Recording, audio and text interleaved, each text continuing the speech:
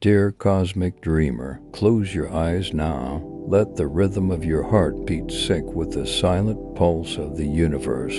Here in our Sleepy Science channel, we weave delicate tales of space science for sleep, a relaxing science narration to guide your mind into a state of gentle curiosity and deep calm. Did you know that dark matter flows like an invisible river, cradling galaxies in its embrace?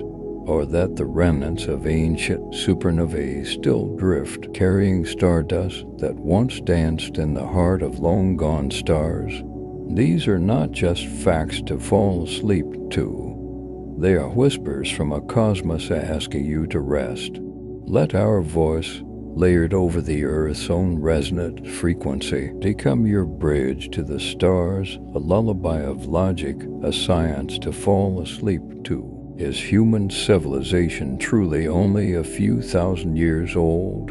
If you truly understand Earth's history, you will discover a terrifying truth hidden within, because fossil records indicate the first hominids appeared only 7 million years ago. The first Homo sapiens were born only 300,000 years ago. The first ancient civilized state developed only 6,500 years ago. Then a perplexing question arises. Why did humans suddenly possess intelligence 40,000 years ago? Why did almost all the world's ancient civilizations suddenly and abruptly appear on Earth, only to then silently disappear?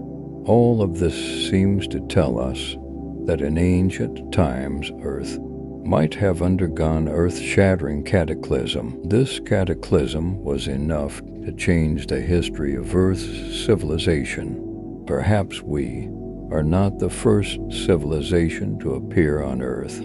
If you don't believe it, consider this. Typically, the upper strata are younger, and the deeper strata are more ancient. We can think of strata as Earth's growth rings, each layer meticulously inscribed with Earth's vast changes. If we follow this logic and dig downwards, what we should first unearth would be traces of recent human activity, such as tools lost decades ago, broken pottery shards, and ancient cairns digging further down. We would unearth dinosaurs from 100 million years ago, trilobite fossils from 500 million years ago, and so on. However, in the strata spanning over 7 million years, we have found no trace of any prehistoric civilization. Proponents of ancient civilizations believe perhaps we are digging in the wrong places. Perhaps prehistoric traces have vanished over time, lost in the long river of history. If Earth were destroyed now, within 50,000 years of humanity's disappearance, all traces of civilization would be completely untraceable. As the stars shift and Earth's plates move, human structures would collapse in frequent earthquakes, buried by sandstorms, weathered by rain, until finally everything is submerged in the river of time, becoming part of nature. But future beings could still, based on changes in carbon-12, infer that there might have been signs of civilized activity during this period. Terrifyingly, in geological surveys, we have actually discovered anomalous carbon phenomena on Earth from ancient times. Back in 1991, after scientists drilled in Antarctica, they discovered a bizarre phenomenon. At the end of the Paleocene, about 55 million years ago, the ratio of carbon-12 suddenly changed drastically, leading to a global warming event. This event is known as the Paleocene-Eocene thermal maximum. It lasted a full 100,000 years, causing global average temperatures to rise by 8 degrees Celsius. Even the North and South poles became temperate rainforests. Although scientists have explained that the cause of this extreme heat event might have been large-scale volcanic eruptions causing carbon emissions, if we analyze it according to the pattern of civilizational development, it leads to a deeply unsettling inference. Because when a civilization develops to a certain level, it must undergo an industrial revolution, and coal and oil, the cornerstones of industry, would inevitably be used as primary energy sources. In the over 200 years of modern industry, the resulting carbon emissions have raised the global average temperature by 1.2 degrees Celsius. If this extreme heat event was a carbon emission event caused by civilizational development, then comparing it to our current fossil fuel burning levels, their civilization level might have reached level 0.85. Unfortunately, this bold speculation lacks direct, conclusive scientific evidence and is not accepted by everyone. However, geologists in Jedburgh, Scotland, discovered a bizarre scene. The upper brown rock in photo is old red sandstone from 370 million years ago. The lower gray rock is gray whack from 440 million years ago. Faced with this strange phenomenon, the discoverer, James Hutton, couldn't help but break into a cold sweat. To rock layers differing by nearly 70 million years were completely fused together, as if someone had deliberately erased the middle section. This completely defies conventional understanding. This geological structure is called an unconformity. Initially, geologists thought James Hutton's discovery was merely an isolated incident, but as more and more unconformities were discovered, geologists became completely panicked. The unconformity at Praia do Terreiro, Portugal, the unconformity in West Mexico, the unconformity in Jingtai County, Gansu, the unconformity near Dresden, Germany, etc. If we compare Earth's 4.6 billion year history to a 460-page book, it means a full 7 pages have been ruthlessly ground away. So what exactly caused this gap in Earth's history? Back to 1869, geologist John Wesley Powell, while exploring the American West, discovered a bizarre valley, the Grand Canyon. The canyon structure is like a book, layer upon layer, written with Earth's 4.6 billion year history. Almost every page details past vicissitudes and endless ages. What Powell found unbelievable was that the unconformities in the canyon had a maximum time gap of up to 1 billion years. If the previously missing 7 pages could be explained by plate tectonics and the theory of uniformitarianism, then how do we explain the loss of a full 100 pages? Even more chilling is that Darwin could not find fossils from before the Cambrian period either. The theory of evolution simply cannot explain the root cause of the Cambrian explosion. If life truly evolved, we should theoretically be able to find transitional fossils between species in the strata. But during that period, life seemed to appear suddenly. This sudden appearance of fossils became the biggest bug in the theory of evolution. So what exactly happened during those missing hundreds of millions of years in the strata? Was it the intervention of a prehistoric civilization, or simply geological changes? Have you ever considered a question like this? It took us a full 2.6 million years to evolve from the Stone Age. to our current level 0.7 cosmic civilization. From the Industrial Revolution to the first atomic bomb explosion, it took us only just over 200 years.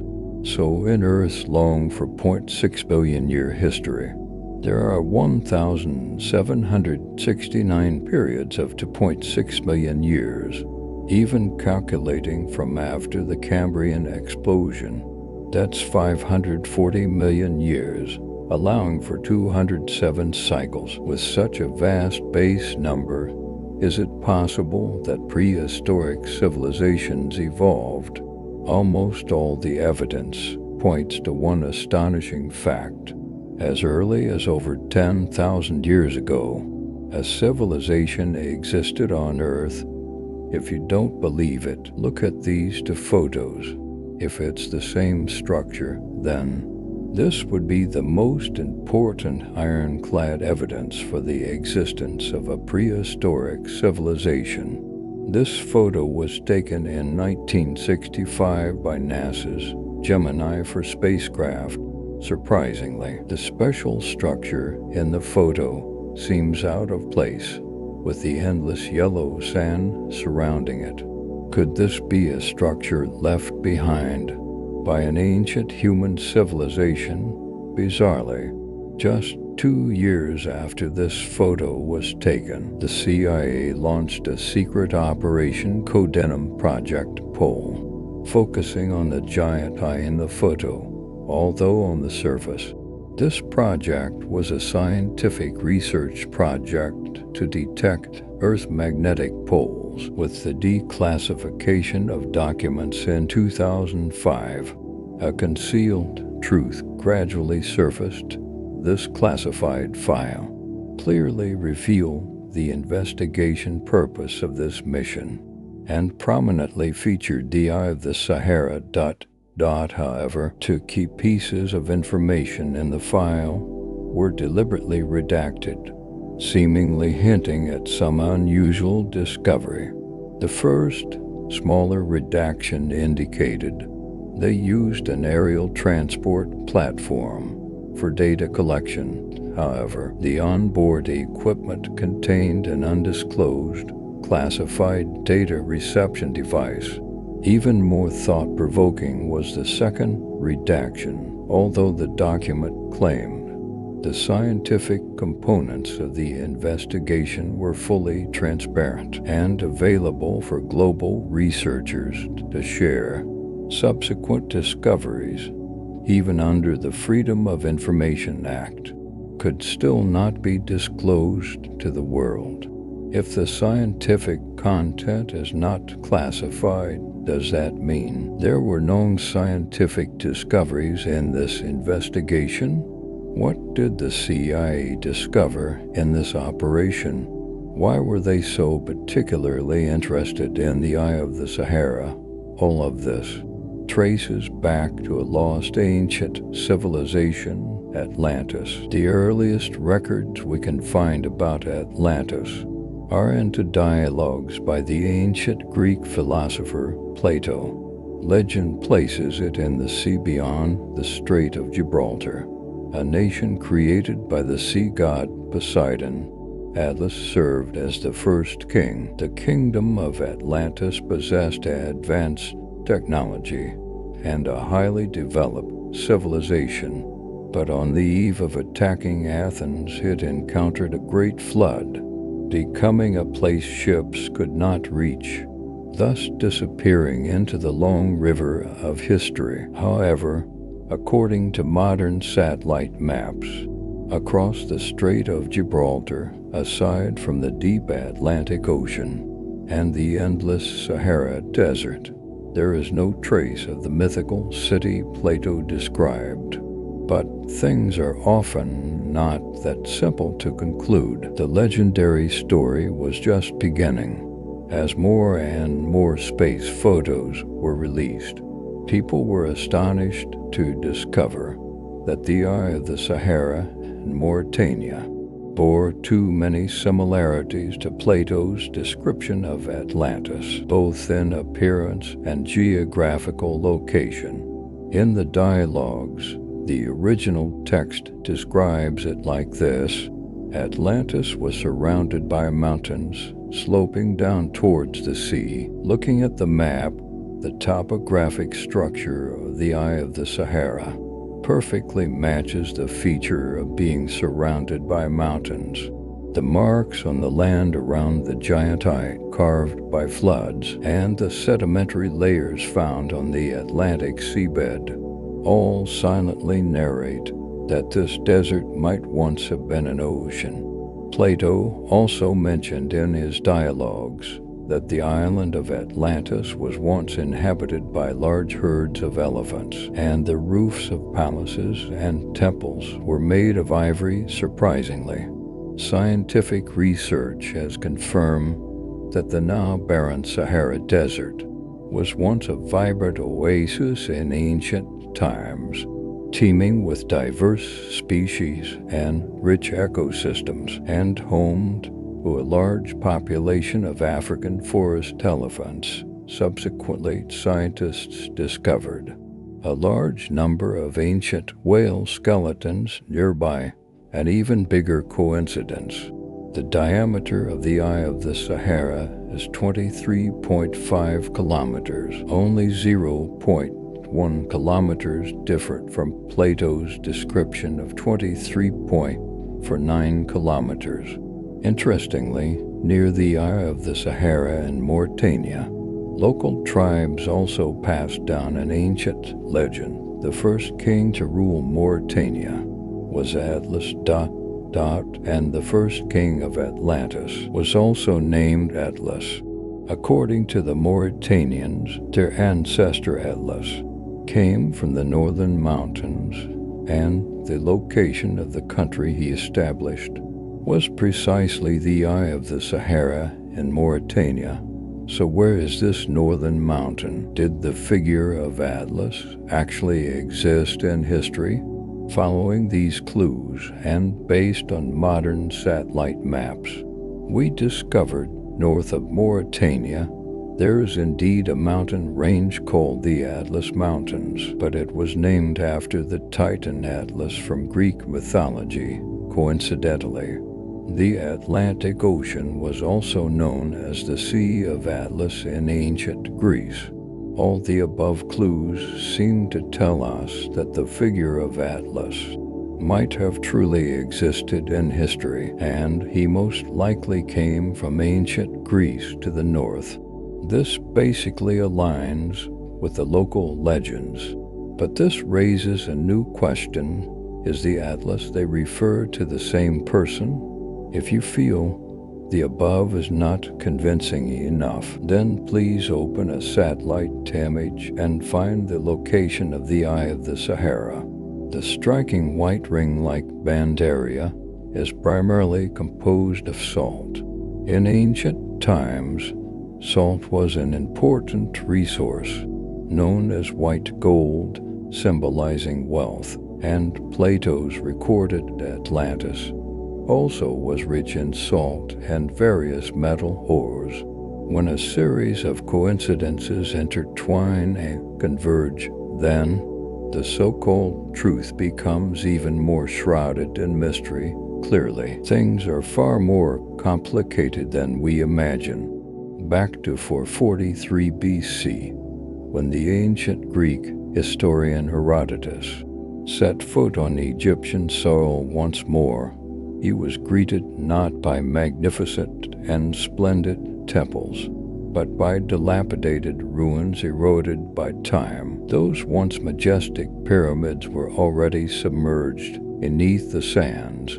Information about the ancient world had fragmented, dissipated in the endless yellow sand based on what he saw and heard. Herodotus pieced these scattered fragments into a primitive world map. In this map, we can see ancient India in the far east, numerous ancient rivers in the north, boundless unknown regions, and desolate deserts. But on the far west of the map, the labels for Atlas and Atlantis appeared prominently. Looking at modern satellite maps, they both seem to accurately point to this mysterious eye of the Sahara. What does this series of bizarre coincidences want to tell us? Is the legendary Atlantis really the giant eye in the Sahara Desert? An even bigger coincidence, according to scientific research. After the Younger Dryas event ended about 11,500 years ago, Earth's sea levels suddenly rose. This event is called Meltwater Pulse 1b. This timing also corresponds to the disappearance of Atlantis, as recorded by Plato, although all the evidence seems to point to the same truth.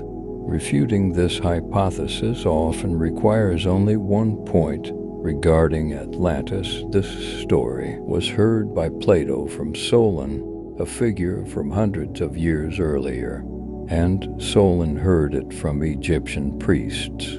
Therefore, in the process of story transmission, who can guarantee that deviations in plot and translation errors didn't occur? Another reason is that all the content mentioned above still cannot prove that location is the site of the legendary Atlantis, because in mainstream science, not a single leading scholar has personally acknowledged the above hypothesis, nor has any authoritative official institution issued an unredacted investigation report, and my analysis does not represent so-called authority either. But have you thought about this? Why did the CIA's release Project Poll files have multiple redactions? Why do almost all research projects, when forced to be made public, also deliberately hide some important content? For example, the Apollo program files and alien investigation reports, etc. Facts prove that what we ordinary people can see is merely what they want us to see. There are far too many unknown truths in this world that ordinary people simply cannot access. Therefore, please maintain an objective mindset towards those seemingly absurd views, rather than blindly opposing them, blindly rejecting them, blindly resisting them. It is precisely because of different voices in this world that we are prompted to think, prompted to progress. What was the world really like in ancient times? Did someone truly view the entire world from a Huaxia perspective over 10,000 years ago? This is a highly controversial book. Some believe it is the lost 120 zero-year history of ancient humanity, because most of the content recorded in the book not only can find prototypes in reality, but even their figures appear in the legends of ancient civilizations worldwide, in the Louvre Museum in France, and the ruins of the Assyrian palace stand to statues of human-headed winged bulls. The most striking features in the image are the robust large bird wings and the mysterious human head. Incredibly, the classic of mountains and seas also records a similar creature. It has a horse's body, a human face, tiger stripes, and bird wings. It roams the four seas. Its sound is like flowing water. The difference is, if you don't look closely, you can't tell whether it's an ox or a horse under the full wings. But the question is, why does Yingzhou appear here? Could it be that long ago someone saw this creature and recorded it? The shocking things continue in the classic of the Western Mountains of the classic of mountains and seas. A flying fish is recorded. It looks like a car with a fish body and bird wings. It has dark patterns and a white head. Coincidentally, in the Atlantic Ocean, there actually exists such a flying fish. They can leap over 10 meters out of the water and stay in the air for up to 40 seconds. What are these incredible coincidences implying? Could the so-called Wenya fish be another category of flying fish? What's truly chilling is that, whether it's Yingzhou or Wenya fish, in the classic of the western mountains of the classic of mountains and seas, their recorded locations are always to the west of some great mountain. But here's the eerie part. The classic of the western mountains should describe events occurring northwest of ancient Huaxia. The problem is, the locations of the two events mentioned above are also to our west. So how did they manage to share common mythological memories? The classic of regions beyond the seas, north in the classic of mountains and seas, also records the country of the one-eyed people. Their single eye is right in the middle of their face. They are tall and mighty and immensely powerful. It is also one of the 36 overseas countries in the Huananzi. Originally, this was just an absurd mythical story. But the strange thing is, it's not only in the East. Herodotus, the father of history in the West, also mentioned multiple times in his historical works. Beyond the Macedonians lived the one-eyed Arimaspi ... and beyond them are the griffins that guard goal ... Even in Greek mythology and later Roman mythology, one-eyed cyclopes appeared. Why would fabricated myths appear simultaneously in ancient Eastern and Western literature? Why would two ancient peoples separated by thousands of miles share the same mythological memory? Before finding answers to these seemingly boundless questions, bizarre discoveries emerged one after another. In the Dalby Church in Denmark, a bizarre mural appeared prominently. The mural clearly depicts a headless giant, using his nipples as eyes, his navel as a mouth. This is unmistakably the image of Xingqian from Chinese mythology. How could he appear here? According to the classic of regions beyond the seas, west in the classic of mountains and seas, legend says that when Xingqian contended with the Yellow Emperor for supremacy, after the Yellow Emperor cut off his head, he continued fighting with shield and axe until his last breath. Could the mural's author be telling us that the story of Xingqian actually took place in Denmark, in the West, or long, long ago, someone transmitted our mythological stories to the West? What's truly chilling is that the various similarities mentioned above are merely the tip of the iceberg in the mysterious classic of mountains and seas. As research deepens, more and more coincidences that shouldn't appear are gradually emerging.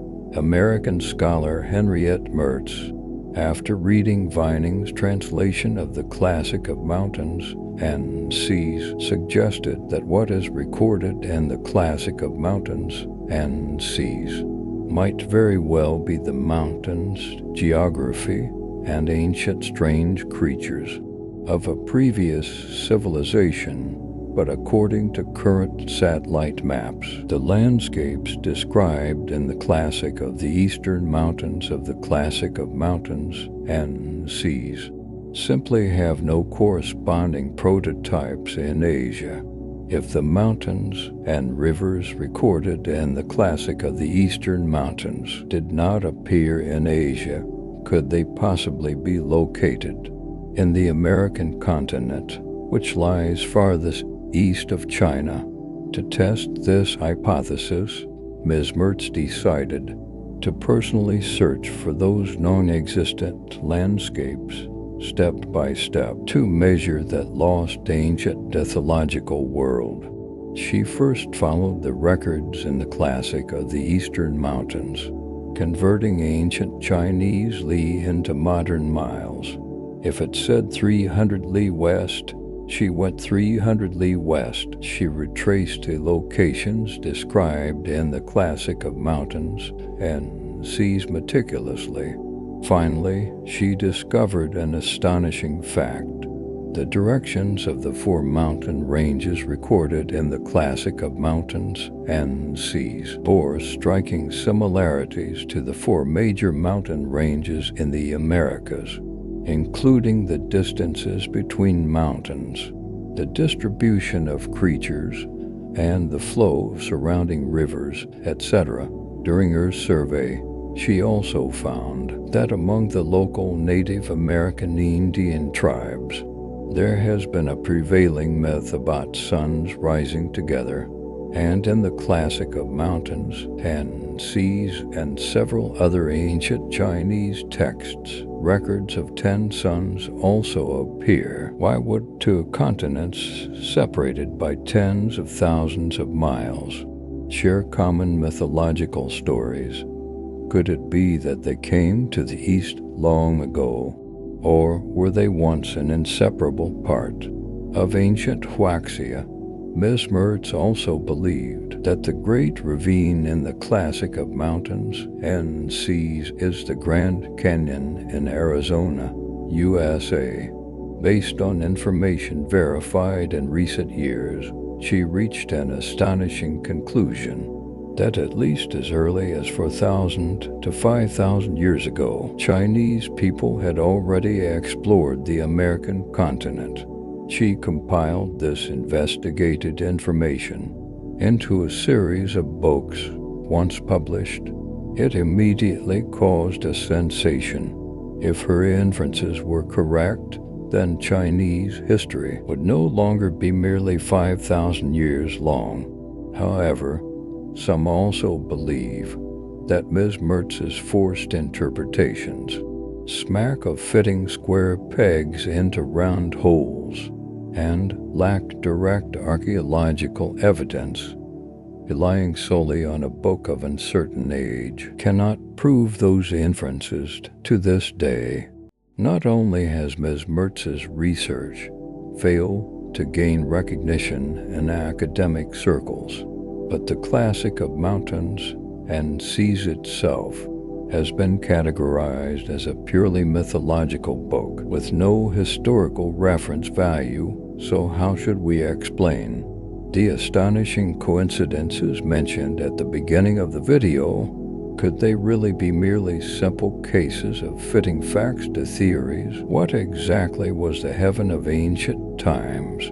If I told you that the heaven in the eyes of the ancients was not the sky you imagine, but a giant head, what would you think?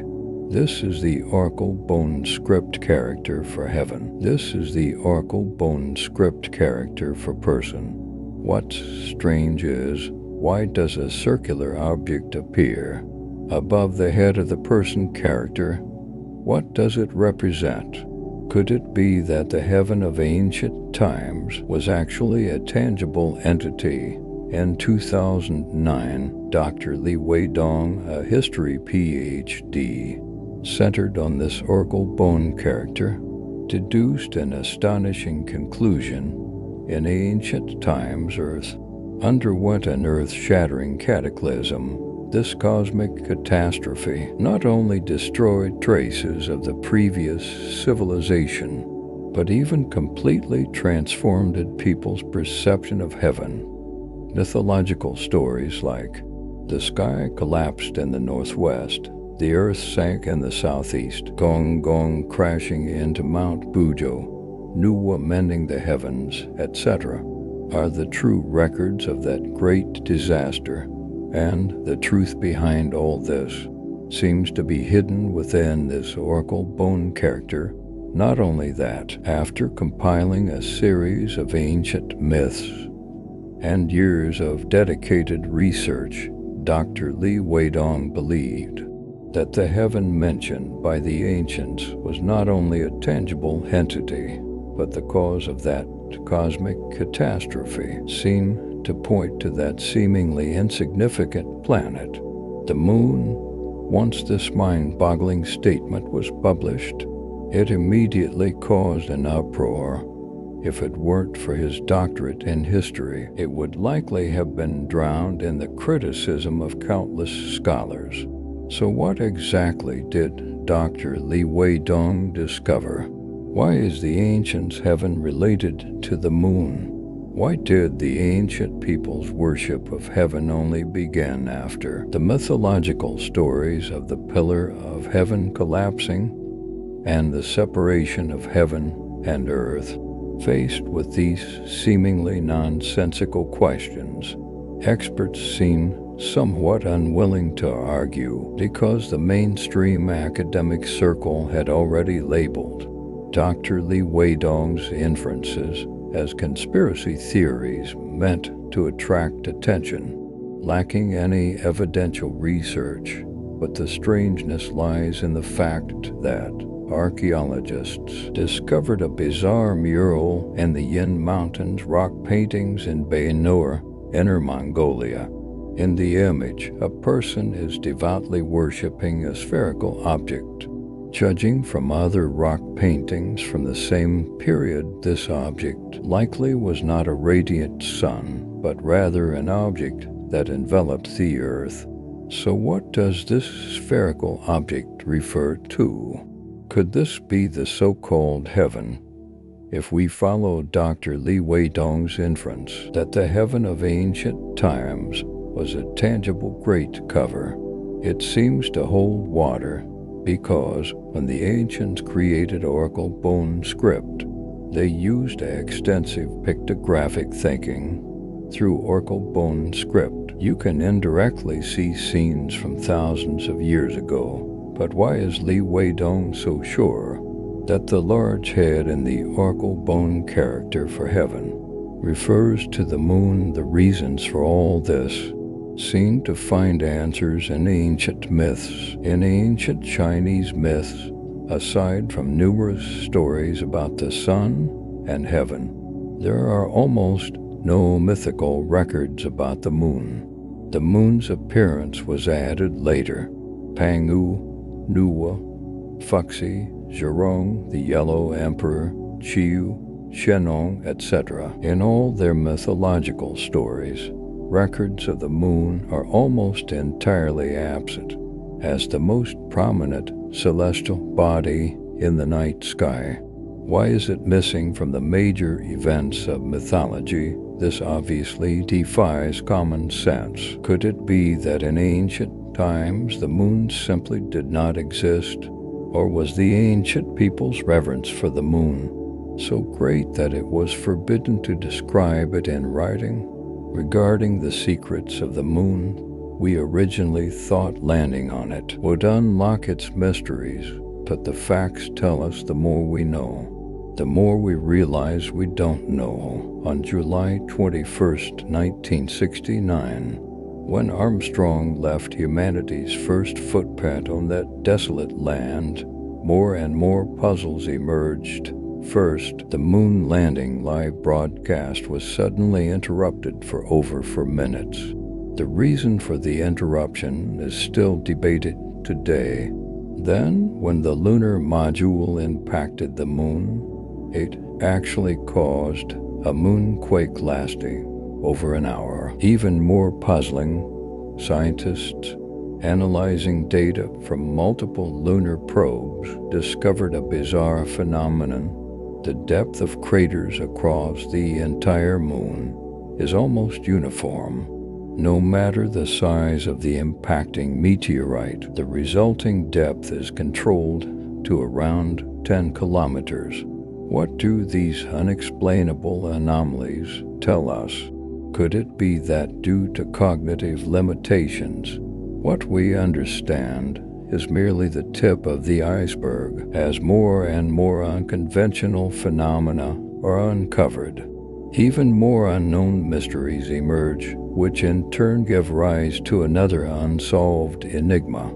Did prehistoric civilizations exist? If they did, what caused the previous civilization to disappear? And why do myths from all over the world contain memories of a great prehistoric flood? Could it be that this shared mythological memory is telling us that ancient Earth truly experienced a cosmic catastrophe and is the truth behind this disaster, as Dr. Lee Wei-dong said, hidden within the oracle bone script? How intelligent were humans over 10,000 years ago? Perhaps the stories and myths are historical events that truly happened. This is, besides the pyramids, the most difficult to explain prehistoric site. If it is genuine, human civilization history would be pushed back to 12,000 years ago, and could even prove the existence of prehistoric civilizations, because the earliest human civilization, Sumer, dates back 6,500 years. The Great Pyramid of Giza dates back 4,500 years, and China's Sangsanghui civilization is only about 3,000 to 4,000 years old. Yet, on these stones from over 12,000 years ago, not only are various animal patterns exquisitely carved, but they are also perfectly cut with uniform lines. This is the world-shocking Göbekli Tepe. In the ancient year of 12,000 years ago, humans only made and used simple stone tools, and even lived primitive lives, drinking blood and eating hair. What tools did they use, and what methods did they employ to polish stone surfaces with such perfectly flat interfaces? What shocked archaeologists even more was that beneath this desolate ancient hill lay buried layer upon layer of even more magnificent stone circles, and these stone circles, the deeper they go, the older they are, and their scale and craftsmanship become more refined. So the question arises, why did ancient humans, after building the stone circles, immediately bury them, then build a smaller stone circle on top, then bury it again, build again, repeating this cycle for over 1,000 years? Such bizarre behavior, could it be telling us that ancient humans, after building the stone circles, discovered something unusual? The eeriness continues, according to expert estimates, based on the technological level of the time. Moving just one stone would require at least 100 people. Even just the topmost small stone circle would require at least 5,000 people working simultaneously for 5 years to complete. In the Stone Age, 12,000 years ago, gathering such large populations was utterly impossible. Furthermore, for such a large-scale project, around Göbekli Tepe Hill, no traces of human habitation or marks left from quarrying stones have been found. The entire stone circle seems as if it suddenly appeared out of thin air. When experts conducted carbon isotope dating on the stone circles, they discovered a preposterous phenomenon. The construction of the stone circles began 11,450 years ago and ended around 9,950 years ago. This means the ancients spent 1,500 years on this hill, working day and night building the stone circles. But the strangeness lies in the fact that, whether in the east or west, according to the natural course of history, even powerful dynasties rarely lasted more than a few hundred years. In this 1,500-year time span, it's enough to cover the period from China's northern and southern dynasties to today. What kind of belief was this that made generation after generation build the stone circles on the Göbekli Hill? like the foolish old man moving mountains, only to eventually abandon it. What kind of dynasty could have a reign lasting over 1,000 years, yet leave no trace in history? Although the truth behind all this is untraceable, experts, through the carved patterns on the stones, discovered an eerie coincidence. The carving of the handbag not only appears at the Göbekli Tepe site, but similar carvings have also been found at Sumerian civilization sites and ancient Egyptian temple ruins. Why would two civilizations separated by nearly 6,000 years share the same carving style? Could it be that they belong to the same civilization?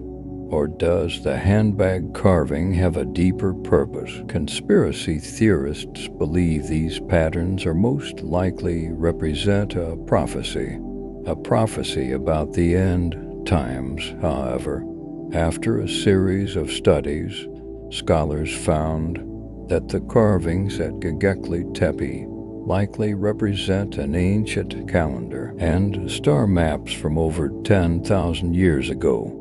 The V-E-shaped patterns in the images are quite likely to represent days in a solar calendar, and those animal patterns might represent the positions of certain constellations.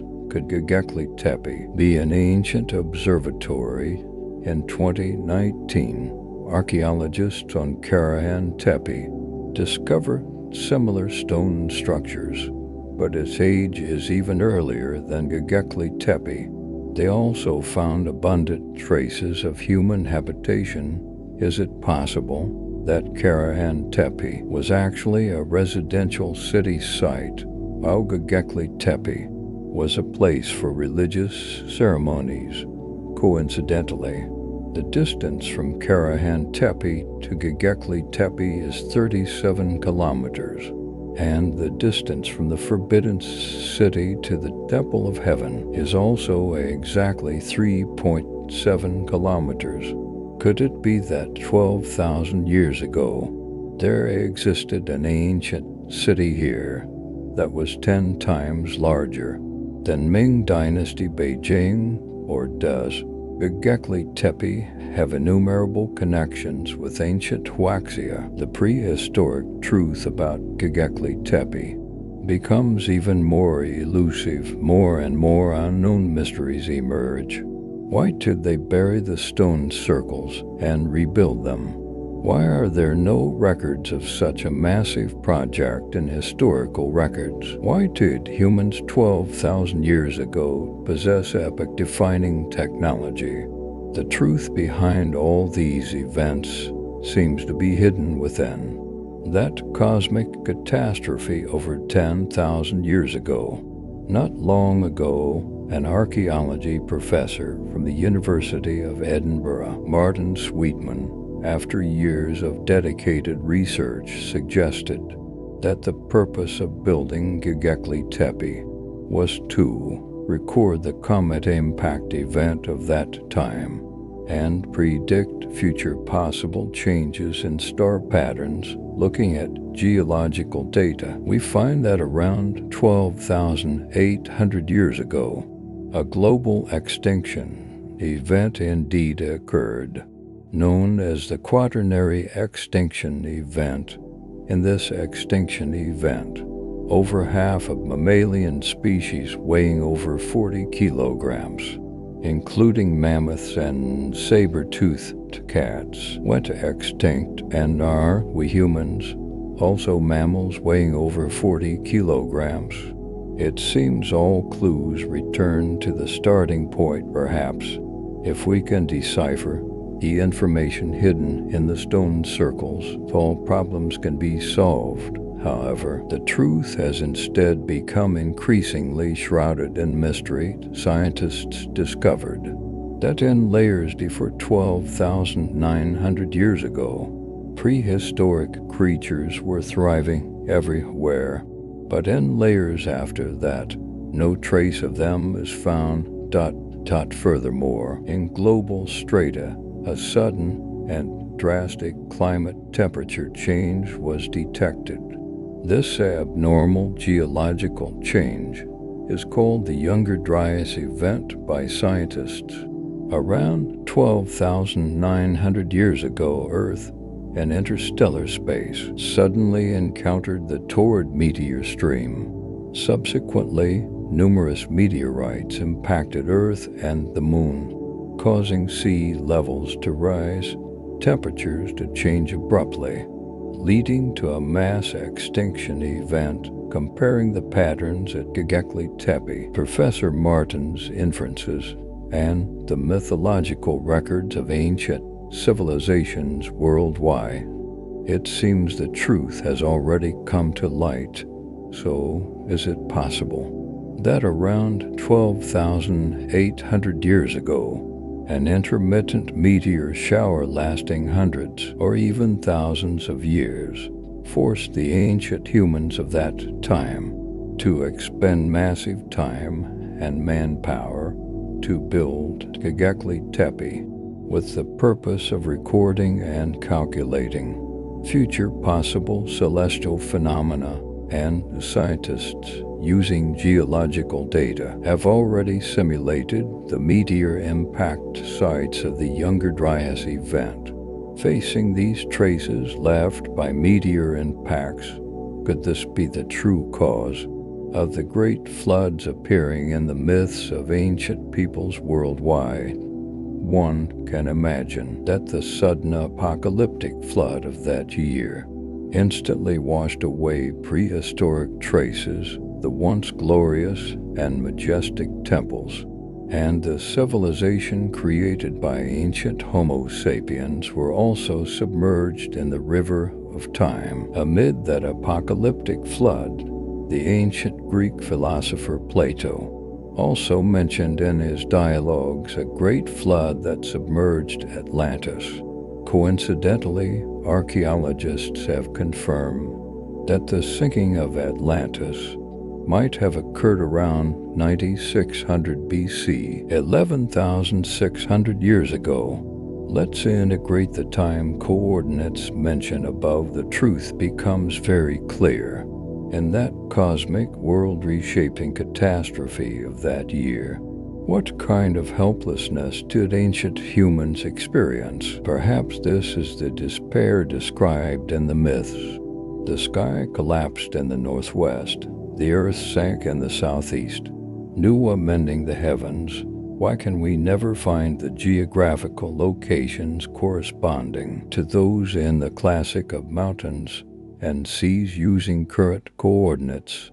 Could it be that the classic of mountains, classic of seas, and classic of the great wilderness and the classic of mountains and seas are the three major time coordinates of prehistory? One being the geography before the Younger Dryas, one being the great catastrophe occurring during the Younger Dryas, and one being the geography after the world was remade and Fuxi and Nuwa restarted civilization. Of course, these views are merely speculations. A frightening fact proves that if the Sangsingwe site continues to be excavated, not only will prehistoric civilizations be confirmed, but they might even have originated from ancient Huaxia. If you don't believe it, look at this. This is a bronze standing human figure unearthed from Sangsingwe's sacrificial pit No. 8. What's chilling is a netizen actually photographed a similar ethnic group in Nagaland, India. Not only do the people here have the custom of wearing ear piercings, but their ornaments are exactly the same as those of Sangsingwe. Their skin tone not only belongs to the yellow race series, but they even call themselves descendants of the dragon tribe. The difference is, the dragon they refer to is not the traditional Chinese dragon. So the question arises, how did the Sangsingwe people end up in India? Could it be that long ago, This area was part of the ancient Shu kingdom, or, due to war, they migrated to this place. Even more unexplainable, the strange artifacts unearthed at Saxingdui are not limited to this one. This is the bronze sacred tree unearthed from Sacrificial Pit No. 2. The tree branches are cast with 9 vivid bronze birds, but what's peculiar is that, in the classic of regions beyond the seas, east of the classic of mountains and seas, there is actually a record about this tree. On Tangu stands the Fusang tree, where the 10 suns bathe and reside in the waters. 9 suns dwell on the lower branches, and 1 sun abides on the upper branch. Although the bronze tree only has 9 birds, could the maker's intended meaning have included the one on duty in the sky? If the bronze sacred tree is truly the Fusang tree, then the mythological stories recorded in the classic of mountains and seas, and those non-existent mountains and geography, are highly likely the lost 120,000-year history of humanity. An even bigger coincidence, on a stone carving from the Sumerian ruins, a similar tree actually appears. Conspiracy theorists advocate the Western origin theory believe that Saxingdui civilization actually originated from the distant West, and list many forced evidences to prove these conspiracy theories. For example, the gold masks and the facial modeling style of the figures have similar carvings on Sumerian clay tablets. Also, this item, the gold scepter, which should only represent power in the West, and the Sumerian style solar wheel. Faced with these full-of-flaws claims, how would you explain the gold mask of the ancient Egyptian pharaohs? The painting style of this mask, if we disregard skin color factors, bears no relation to Western races whatsoever, but instead looks distinctly like an Asian racial style. Western scholars, for some ulterior motive, have instead incorporated ancient Egypt into Western civilization. Even in various films and TV works, they hint at Western civilization rule the world. This act of plundering the world's civilizational wealth is a manifestation of cultural inferiority. They are unwilling to see an even older civilization in the East, predating ancient Greece. Therefore, those self-media accounts with Western capital backgrounds began promote the reason Saxingdui isn't excavated further is not only because the more you dig, the more confused you become, but also because it would trace the origin of Huaxia civilization to the West. However, what the conspiracy theorists didn't expect is that our Huaxia has a 5,000-year civilized history.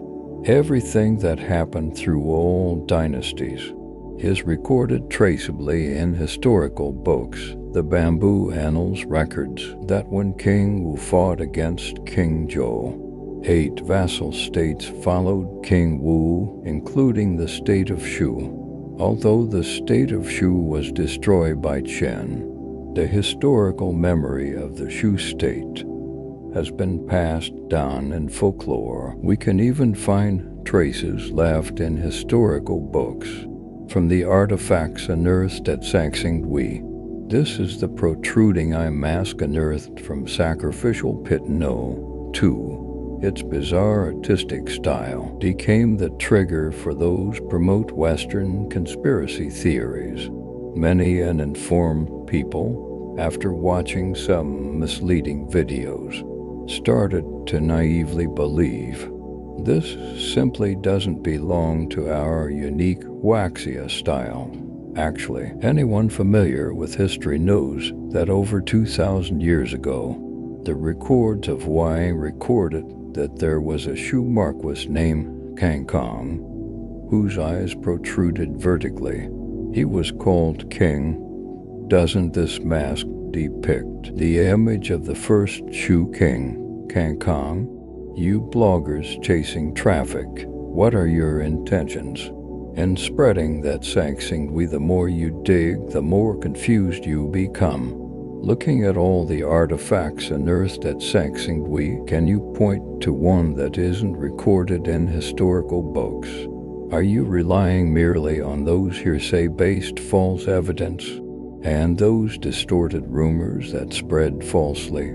So I will follow the conspiracy theorists' speculative inferences based on mere rumors. Can we think like this? The reason for the stylistic similarities between Sangsingwi Sumer and ancient Egypt could be because their cultures themselves originated from ancient Huaxia, or long ago in prehistoric times. The entire landmass was connected and humanity shared a common culture and beliefs. Of course, these are merely speculations, but they are more neutral than those bloggers who, for the sake of traffic, discard their own culture and attribute it to the West. Why can we never find the locations corresponding to those in the classic of mountains and seas using current geographical coordinates? Could it be that the classic of mountains and seas is merely a mythological book?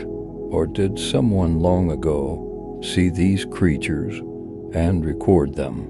In 1953, American scholar Henriette Mertz, after reading Vining's translation of the classic of mountains and seas, decided to personally search for those non-existent mountains and rivers. A series of eerie discoveries made her break out in a cold sweat. The 4 mountain ranges in the Americas actually amazingly matched the mountain ranges recorded in the classic of the eastern mountains of the classic of mountains and seas. Not only that, Ms. Mertz also discovered that the great ravine in the classic of mountains and seas is the Grand Canyon in the USA, and the imprisoned fish recorded in the book appears in the Americas. After years of research, Ms. Mertz reached an astonishing fact. At least 4,000 to 5,000 years ago, Chinese people had already explored the American continent, and they also transmitted advanced Huaxia culture to the Americas. So, could what is recorded in the classic of mountains and seas be true? If true, where did those prehistoric monsters go? And why did those ancient mountains and geography suddenly disappear? It turns out the truth about prehistory seems to have been found by scientists. In the geological strata, scientists discovered that in strata from before 12,900 years ago, vibrant saber-toothed tigers and mammoths were full of vitality, abounded everywhere. But in strata after that, only a thin layer of black mud remains, mixed with nanoparticles melted by high temperatures. These traces are the dual evidence left by floods and high heat. After geological analysis, scientists reached a terrifying fact. Earth at that time was struck by the torrid meteor stream. Countless meteorites impacted Earth, instantly turning it into a living hell. Experts call this extinction period the Younger Dryas period. Immediately after, the northern hemisphere ice sheets rapidly melted, and a global great flood swept across the world. Perhaps this is the despair described in the myths. The sky collapsed in the northwest, the earth sank in the southeast. Noah mending the heavens, we always thought. The apocalyptic flood of that year was merely a myth and legend, but the what's coincidental is that, why do all ancient civilizations worldwide have records of a great flood? Could it be that the Great Flood is the real historical memory of ancient humans? Strangely enough, scientists through research found that around 12,000 years ago, Earth experienced a phenomena of sudden sea level rise. Scientists call them meltwater pulse 1A and 1B. In the following few thousand years, sea levels continue to rise. The harsh climate environment not only submerged traces left by prehistoric civilizations, but also caused the extinction of a large number of animals and plants in that disaster. There is evidence from 12,000 years ago to the present. Global sea levels have risen by an average of about 140 meters. So if we lower the current sea level by 140 meters to simulate the land environment of prehistoric civilizations, we will see an eerie sight. The legendary Sunda Shelf and Sahul Shelf loom prominently before us. Now we finally understand the story described in myths. Magu of the East Sea once rode a giant lobster to the human world.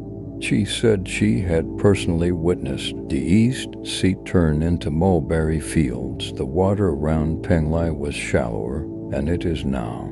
Could this be the truth of the classic of mountains and seas? The once blue sea has already become mulberry fields. Vibrant oases have turned into desolate deserts.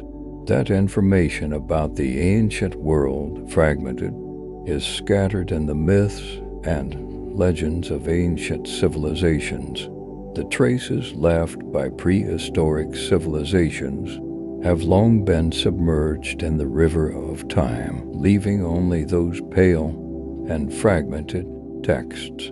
And all we can find are pyramids eroded by wind and sand, strange carvings buried deep underground, and an incomplete, incomprehensible classic of mountains and seas. We cannot imagine what kind of catastrophe ancient humans experienced, leading to a rupture in human civilization.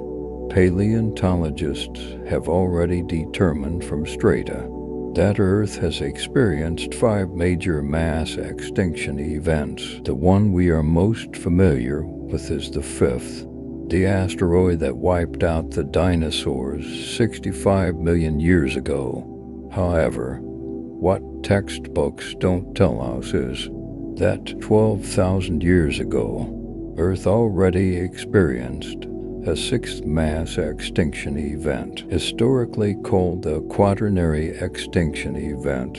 In this disaster, over half of mammalian species weighing over 40 kilograms, nearly driven to extinction, and aren't we humans? Also mammals weighing over 40 kilograms. Incredibly, experts, by deciphering the carved patterns at G. Bekli Tepe, discovered an eerie coincidence. Archaeology professor Martin from the University of Edinburgh believes that the patterns carved on the stones correspond to star map ordinates from 11,900 years ago, recording a meteor shower impact event, exactly matching the time mentioned above. Let's look back at the time coordinates mentioned above.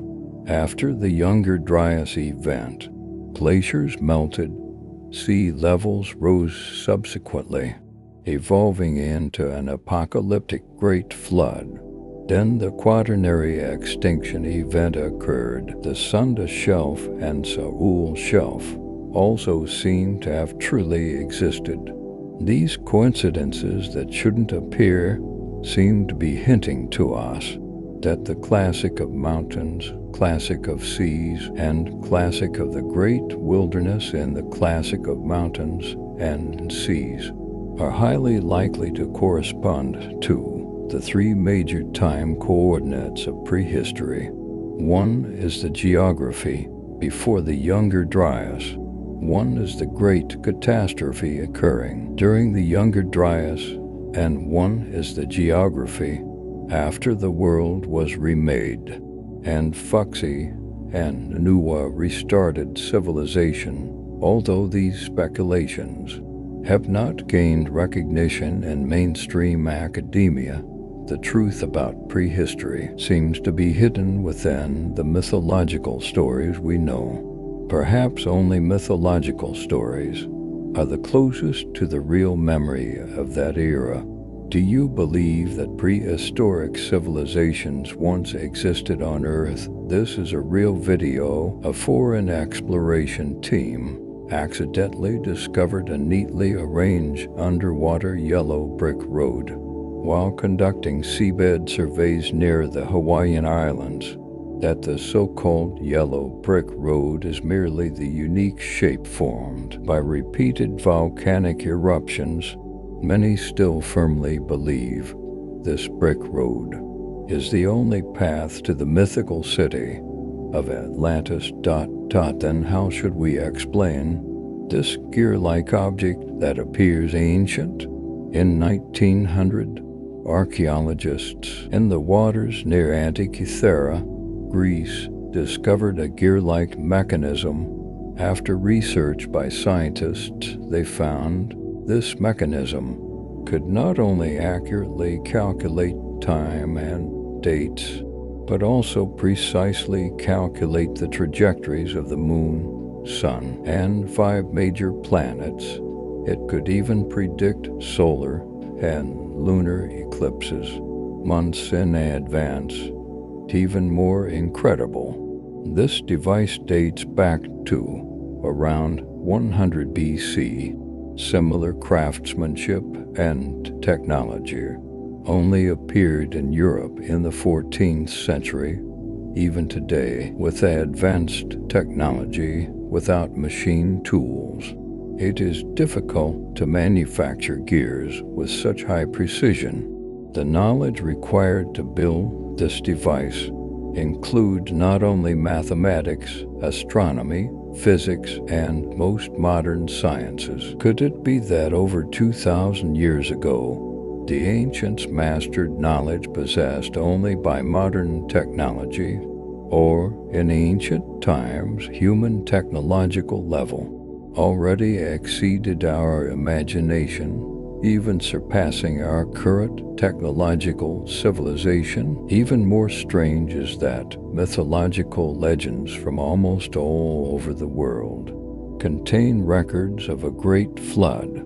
Coincidentally, the era before the Great Flood bizarrely resembles an era of gods and demons running wild after the Great Flood. Very few historical records mention legends of gods and demons. So can we assume that the prehistoric Great Flood is actually a civilizational dividing line? And those fantastic mythological legends, could they be the technological products of prehistoric civilizations? For example, what we now take for granted, like airplanes and cannons, if described in the words of the ancients, might sound like this. In the Northern Ocean there is a fish. Its name is kun. The kun's size is I know not how many thousand li.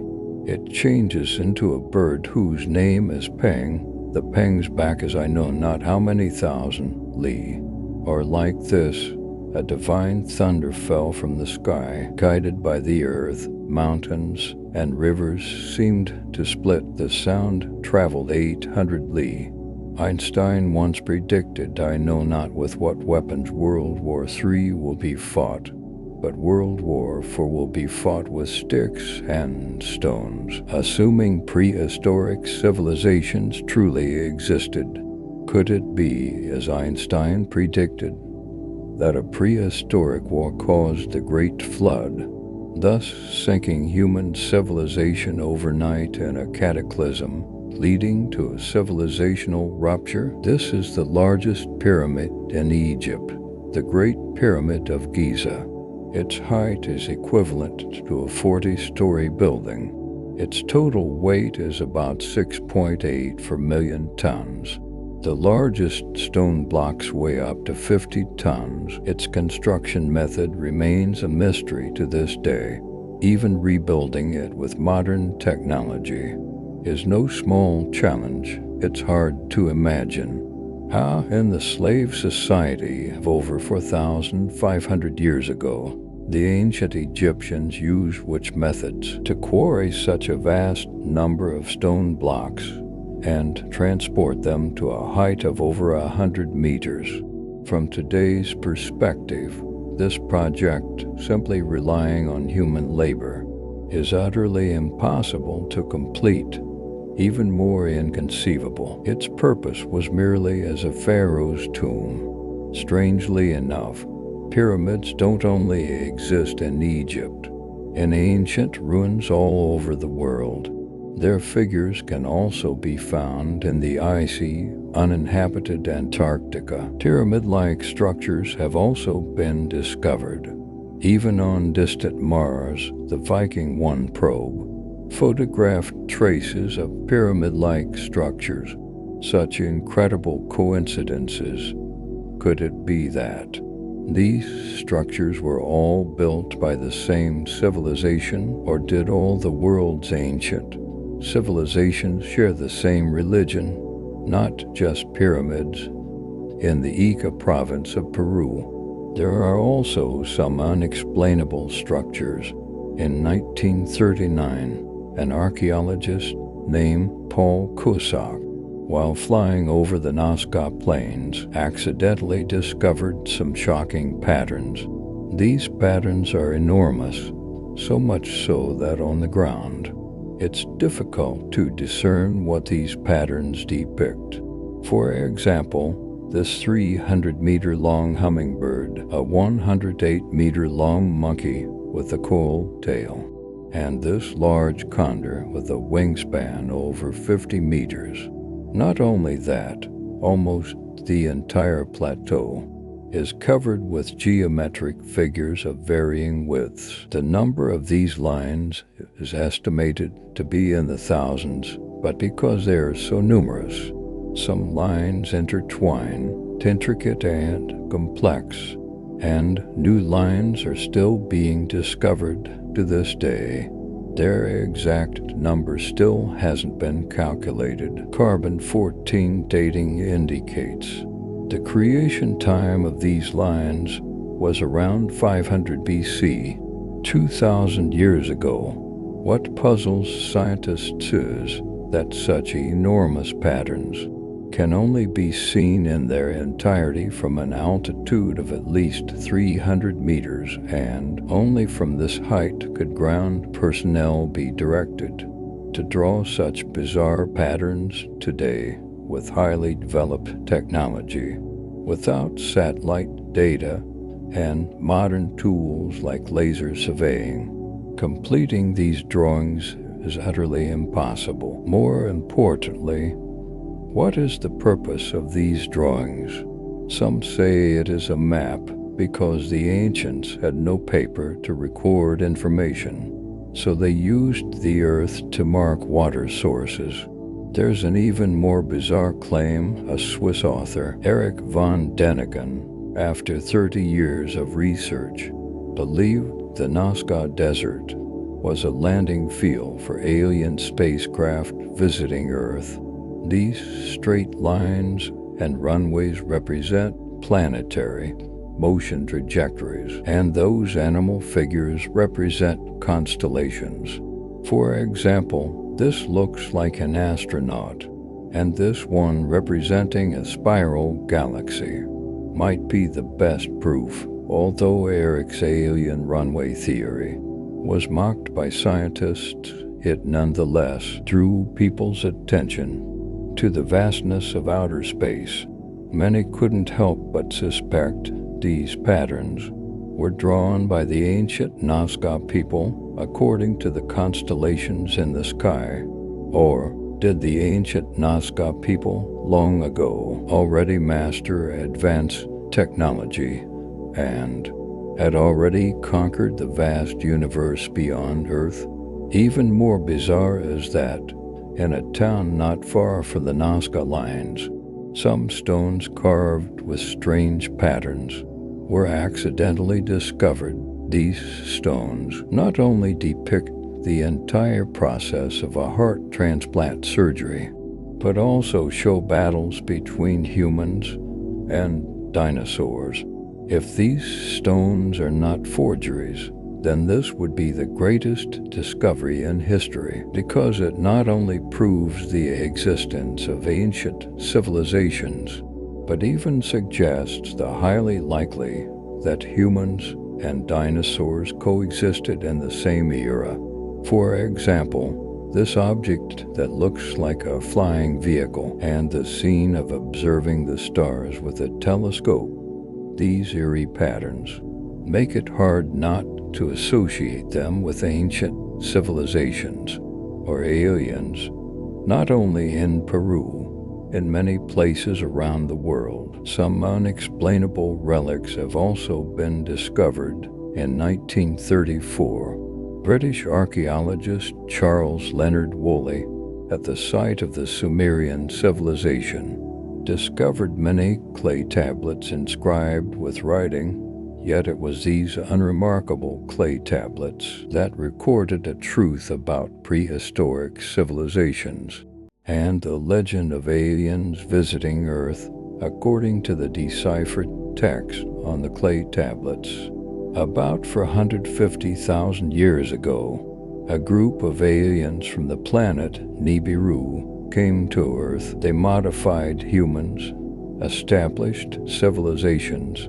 The Sumerians called them the Anunnaki. This planet, Nibiru, has an elliptical orbit, entering the solar system once every 3,600 years on average. The Anunnaki came to Earth to mine gold, used to repair Nibiru's atmosphere. To solve the labor problem, they modified humans, imparting vast amounts of technology to them, thus creating the Sumerian civilization. This is the tree of life unearthed at a Sumerian site. Horribly, it actually bears an astonishing resemblance to the bronze tree from Saxingdui, and they both have similar eagle wing patterns. Even their styles are almost identical. So why would two ancient civilizations separated by over 60 kilometers in straight line distance be so strikingly similar? Could it be that there is some mysterious connection between them, or did they themselves originate from the same civilization? Some archaeologists believe that long ago, all the land on Earth was connected. Historians call it Pangaea. If the Sumerian records are true events, can we speculate like this? Just as the Anunnaki were leaving Earth to destroy traces of their visit, and simultaneously to prevent humans from using the technology they imparted to pose a threat to the planet Nibiru, they were forced to activate high-tech weapons, causing Earth's land plates to shift instantly, thus generating the apocalyptic Great Flood.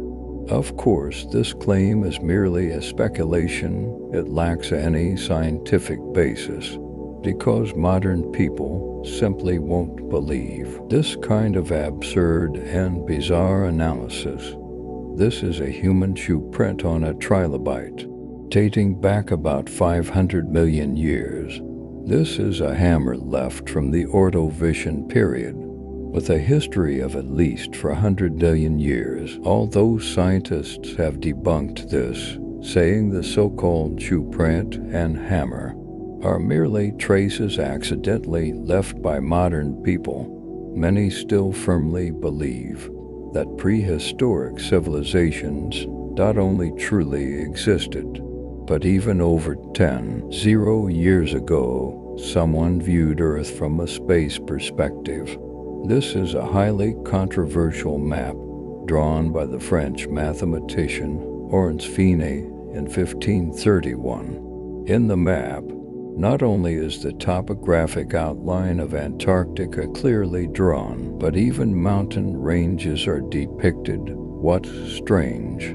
Humans first discovered Antarctica in 1820, yet this map was drawn in 1531, a nearly 300-year time gap. In that era, completely lacking the concept of Antarctica and without modern geological survey tools or advanced scientific technology. How did they accurately draw its outline and the directions of various mountain topographies? What's terrifying is that the Antarctica marked on this map has no ice or snow cover. Could it be that when this map was drawn in 1531, the Antarctic continent was a vast green land? However, according to modern geological survey results, the history of the Antarctic ice sheet is at least 5 million years, and Homo sapiens appeared about 300,000 years ago. If this map is genuine, then during this 300,000-year period, the ice sheet on the Antarctic continent is highly likely to have melted once. Even more interesting, geologists comparing modern satellite maps with the ancient map found that the Antarctic continent depicted on the map highly likely to corresponds to its state 10,000 years ago, and finds notes indicate this map was not his original imagination, but was drawn referencing some even older maps. If even older maps truly existed, then the inconceivable arises. How ancient were those older maps, with only sailboats and feet as transportation? How did they find the Antarctic continent? The Philae map raises a thought-provoking question. What was the world really like over 10,000 years ago? Did some technology beyond our understanding exist? Also, regarding ancient maps, this Chinese ancient map caused a huge sensation in the Western world. The famous British magazine, The Economist, wrote on its front page, "Perhaps the Chinese did it before Columbus. An ancient map strongly proves that Chinese sailors were the first to circumnavigate the world." Once the news was published, it was like a bombshell.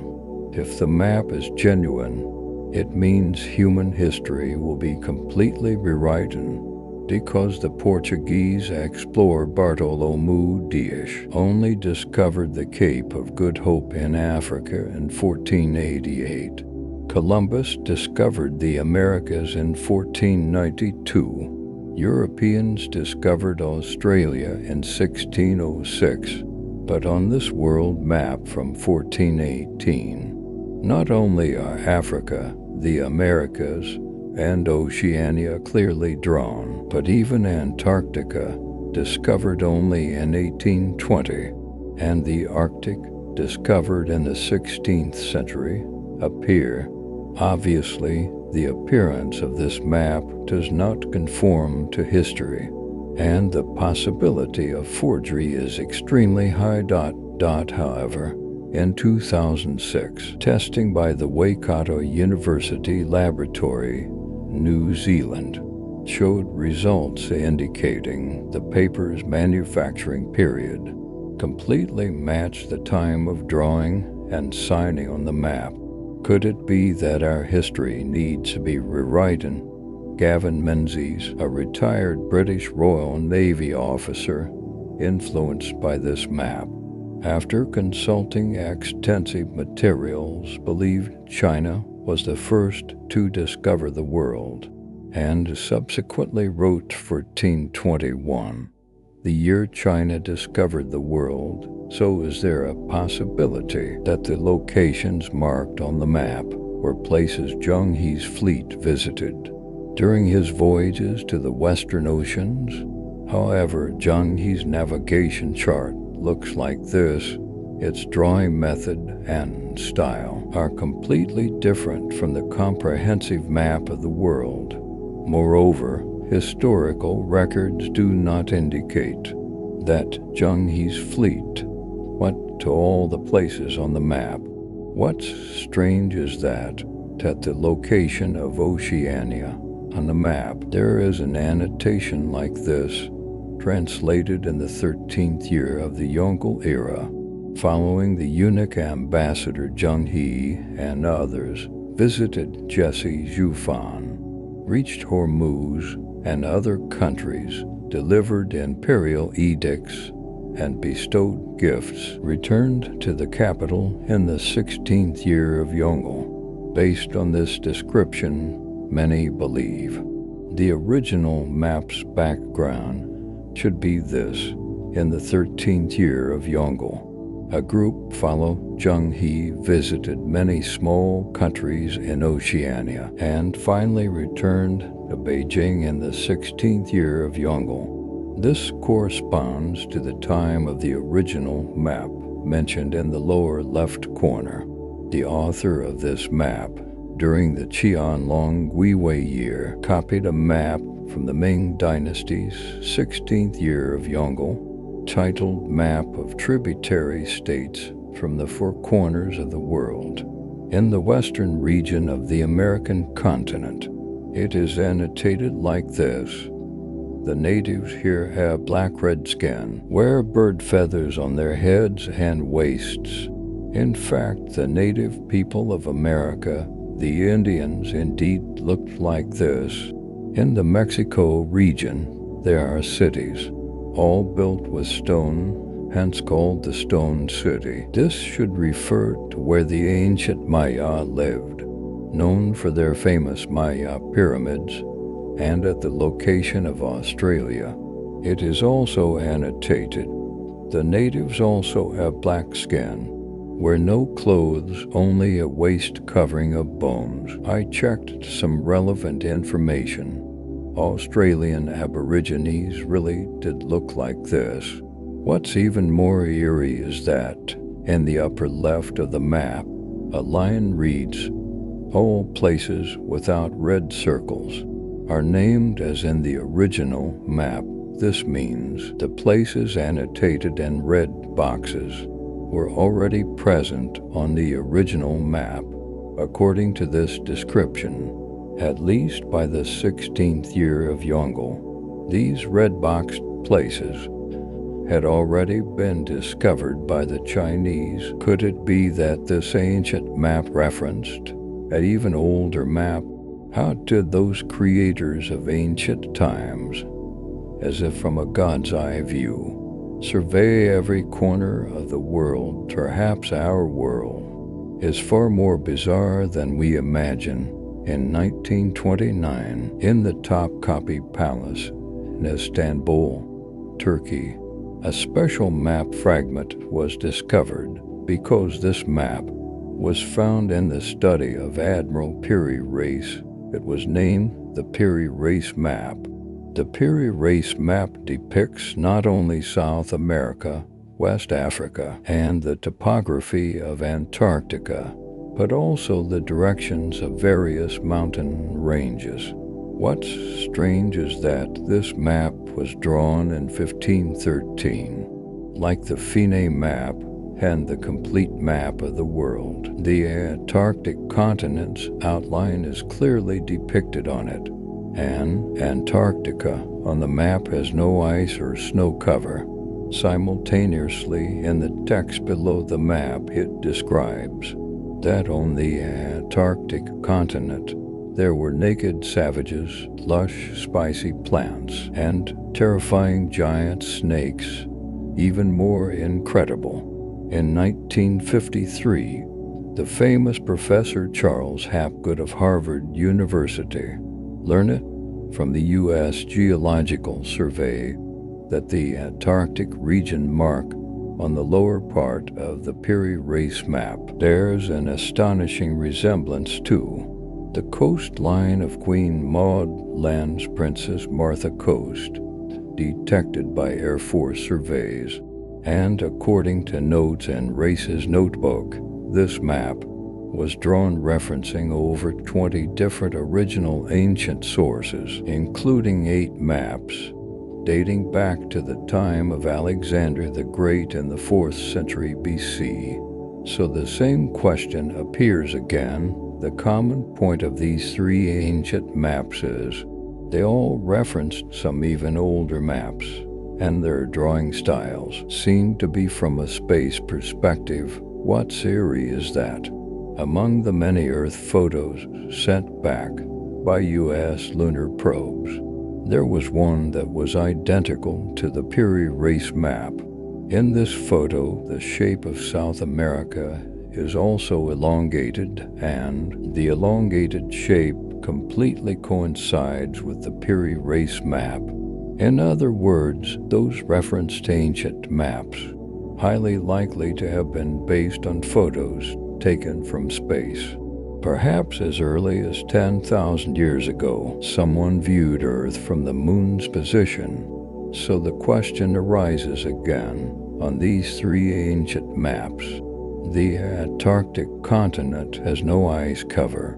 According to modern scientists' estimates, if all the glaciers on Antarctica melted, global sea levels would rise by about 66 meters, causing severe climate disasters. Could the true cause of the prehistoric Great Flood be related to the melting of Antarctica? All right, my friend, let's pause our conversation here tonight on the mysteries of the universe. Now, allow me to press pause for you. Set aside all thoughts and inquiries, and simply, quietly be in this moment. From here, my voice will fade away, leaving only the silent tapestry of the cosmos and a carefully chosen piece of pure music tuned to 432 Hz. Science suggests this frequency resonates deeply with the natural vibrations of the universe and the rhythm of life itself, soothing your nervous system and guiding you into deep relaxation. Now, find your most comfortable position. Gently close your eyes or let your gaze rest softly upon the stars. May you release all weariness from the world, letting your consciousness drift on the waves of music, floating into boundless tranquility. Good night, sweet dreams, until we meet again among the stars.